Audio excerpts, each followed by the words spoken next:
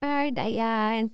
Tulugan na naman. So, hindi ko alam bakit fresh pa rin ako until now.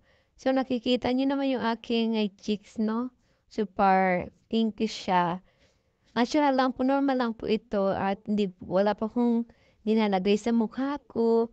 Kundi ito lang po, wala rin pa ako tinitake. So, dasal at saka ligo lang po ako 3 times a day. Kaya po siguro naging maganda tayo. So, ayan. Good night, everyone. I love you all. Bye. Sana maganda tayo lagi araw-araw. Kaya always magdasal. Ayan. I love you guys. Bye-bye.